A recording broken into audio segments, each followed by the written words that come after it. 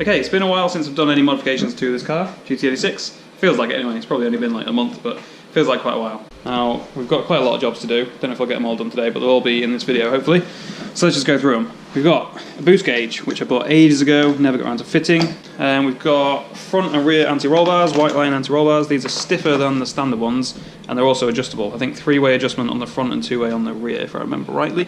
And we've got a CPU fan. Now, I'll explain about that in more detail later, but it's basically that's going on the oil cooler. It's not for a CPU actually, it's for a PC case, but yeah, there's a reason why I've had to use that. We've got a new oil sump, baffled oil sump, as you can see, baffled. And yeah, it also holds, I think, 1 litre extra oil than the stock one. We've got some steering rack bushing insert things. I don't know what the proper name is, but they're not really bushings. I guess they're solid bushing inserts, you probably call them, but they look really nice actually. We've also got these M-Tech transmission springs. Now these are to help with the shifter. When you go from like 2nd gear across into neutral and then up to 3rd gear, this is supposed to make it a bit snappier as it goes into neutral basically, and then you can find the next gear a lot easier. Not that it's difficult, but there is one thing on this car that kind of annoys me, is the shifter, especially in drifting when you need to shift really quickly to try and like keep the loss of grip. You can't take ages shifting because then the tyres start to grip again. So yeah, that's hopefully going to help out with shifts during drifts, but we'll see. We've also got this light here, which I'll explain. Basically, for drift days, I wanted to be able to show the pedals, because I've seen other people do it, it looks really good, having so people can see what you're doing with the clutch and the throttle and the brake while you're drifting. So I've got a GoPro mount here, and I've got a tiny GoPro, one of the Sessions, that is going to sit on there, and I've checked it all fits properly and everything, but the problem is it's really dark down there. So what I'm going to do is get a strip of LEDs, which is what you saw over there, put it under the steering column, and then it will shine down onto the pedals for when I'm filming there. Obviously I don't want that on all the time though, because that's just going to kill the battery and it'd be unnecessary, so I'm going to get another switch and put it into here, and yeah, make that so that it can toggle on and off. And the fan that I showed you earlier, that's going to go on this switch. I put the switch in, but never actually wired it in before because I couldn't get the fan to fit. But that fan I think will actually fit. So hopefully that's going to go smoothly. I don't think it will go smoothly, but we'll see. But yeah, enough explanation. Let's get on with actually doing something. Don't really know what to start with. I think we'll start with the oil sump and the steering rack bushings and the front anti-roll bar and the transmission. Let's just start with everything.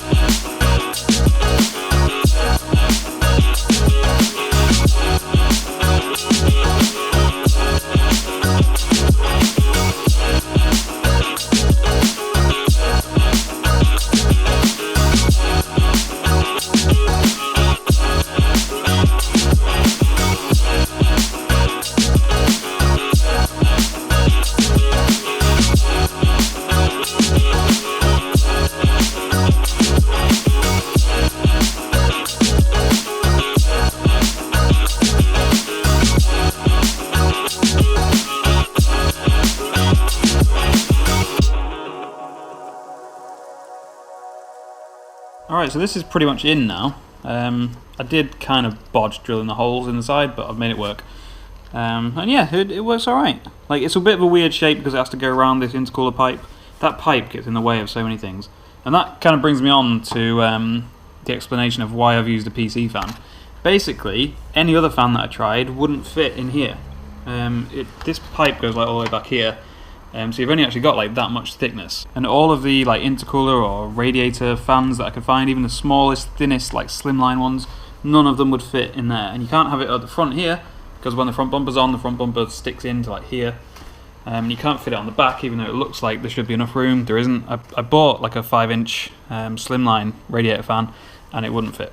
So yeah, that's why I resorted to a PC fan. This one is dustproof and waterproof, so hopefully it'll be okay. It might not, it might just get ruined the first time I drive it in the rain, we'll see.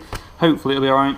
And it runs off a 12-volt battery, so we should be good. I just need to extend these wires, run them through here, you can't really see, but up through there, down there, into the firewall, into the cabin, and onto that switch. I'm actually going to run it off the same power supply, well, the same power point, I guess you'd call it, which is the fuse box down here, if you can really see that, but yeah, the same supply that I use for the 86 Nanny device, which is mounted like up there somewhere. Again, you probably can't see. I did actually film a load of clips of me installing all that and setting up this like dash panel and everything. They never ended up in a video because I was waiting to install the oil cooler fan to kind of finish it off. But yeah, maybe I'll just play those clips now. They're quite old, but it will still be pretty relevant and make sense.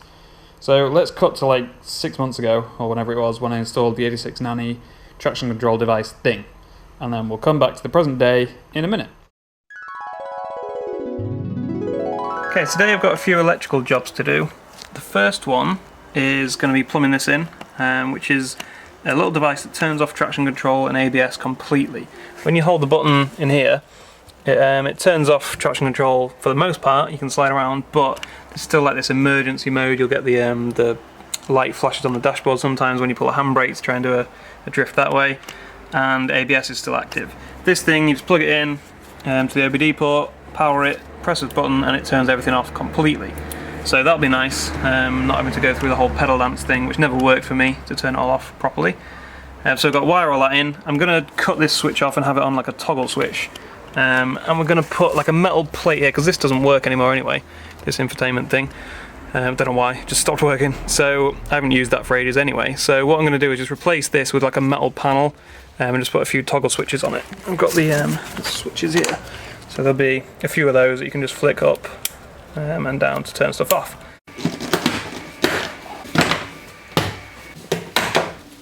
Pull this off so that I can feed the cable up through there and into there, and then hopefully it will reach. So yeah, I just need to cut this switch off and feed it through, solder our own switch on, and plug that into the fuse box thing there, and yeah, see if it works.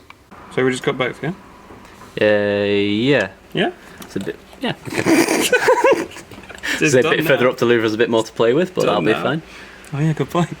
Oh, that comes off, thank fuck for that. No, I don't know if it does. I thought that would cut really easily, but I forgot it was like wired shit. Wow, made ash of this. There we go. We win? We fucking made that way harder than it should have been. Right, now we need to strip some of this down. That'll do. There's a bit in the middle there, wasn't it? We good? It's squished. It's squished! Success. We can try it now. We can try it now. See if it works. Oh, yes, it does! Yes! Yes! Right, so we've got this big gap here which we're going to fill with some kind of panel, and rather than making it out of metal, which is what the original plan was, I thought I'll make use of the new 3D printer.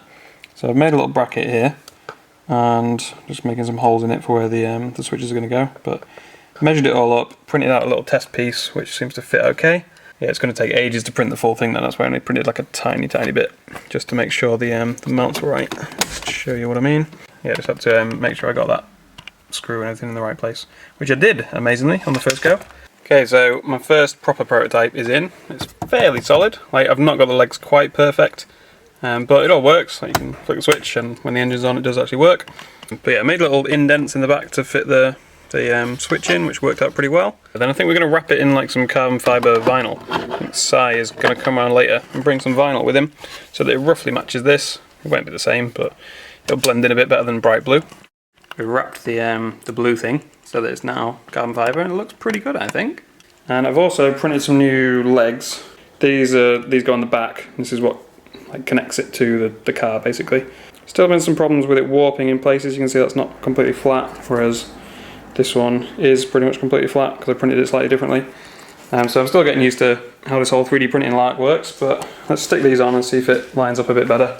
Just stuck those legs on and all fits nicely now. So yeah, pretty happy with that. Alright, so now we're back in present day, skip forward 6 months, and yeah, that's how all this ended up being in there. You can see I've already got the switch in here for the fan, and I've already got the fuse tap in there waiting, so all I've got to do is get the wires through from the engine bay to here, wire it up to the switch, wire it up to the fuse tap, and then we should be good to go.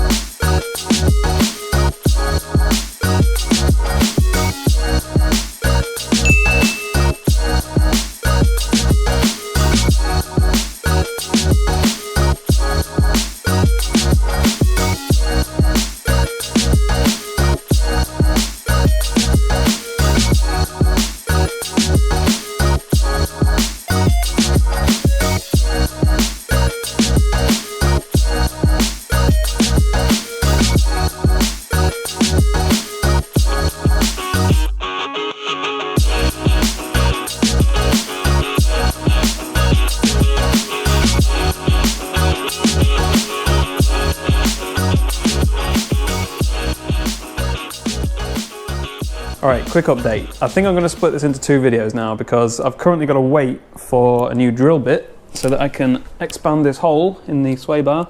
You can see that, but that hole there on the new anti-roll bar, this has got to fit through it. This is part of the angle kit, and it doesn't fit. You probably can't see very well, but it doesn't fit. So I've tried to widen it with a file and with a Dremel, and it hasn't worked. So I'm waiting for some new drill bits so I can widen that hopefully, and then get it all linked up. Normally it would fit fine. Normally you're supposed to use these with them, but because of the angle kit we can't use these. So I've got to try and kind of bodge the new sway bar to work with the angle kit, which isn't proving to be very fun. So yeah, I've not started on the rear anti-roll bar yet. Front anti-roll bar's in, but like I say, I need to widen that hole. And I've not done the oil sump yet, mainly because that's a little bit more involved than I thought, because I've got to take off the whole exhaust manifold, which means either detaching the exhaust manifold from the turbo or taking all of the intake piping off, which you can't see because the bonnet's closed, but it's a pain in the ass either way, to be honest. It's a pain in the ass. So I'm going to do that at some point. Don't know whether I'll do it this week or not, but yeah, like I said, I just wanted to split it into 2 videos so that I can at least get this video up. I know in the video it seems real quick, but it's taken me about a week to get to this point, I think, like just doing it in my spare time every now and then. So yeah, it's taken some time and it's going to take even longer while I wait for these bits to turn up. So that's where we're at the moment. I've also just today booked another drift day, and it's going to be at Teesside, which I've never done before. I'm not sure what to expect, but should be good. I've heard a lot of good things about Teesside, so should be a good one. That's going to be middle of February, so I've got like a week and a half, 2 weeks, something like that, to get everything sorted, so it should be fine. In other news, I just started the car up a second ago to make sure the boost gauge works, and kind of shit myself because the exhaust still isn't on, and I forgot. And it sounds so different and so loud, and I was like, oh my god, what have I done? Why does the engine sound completely different? And then like turned it off straight away, and then I was like, oh yeah, there's no exhaust on it. So yeah, I need to put all that back together. But yeah, hopefully I've got enough time before the drift day to test everything, like, because I've not driven it yet after doing all these little mods. I've not driven it once yet. Oh, and also I took the front grille out of the bumper, as you can see. No more front grille. It needs a wash, but you know. That's it for this video, so I'll see you in part 2, which will either be the actual drift day itself at Teesside, and I'll just stick like the finishing touches on the anti-roll bar stuff in at the start, or if it ends up taking a long time and kind of being a big job, and if I end up doing the oil sump as well, then I'll put it all as a separate like mods video. But yeah, either way, I'll see you in that video.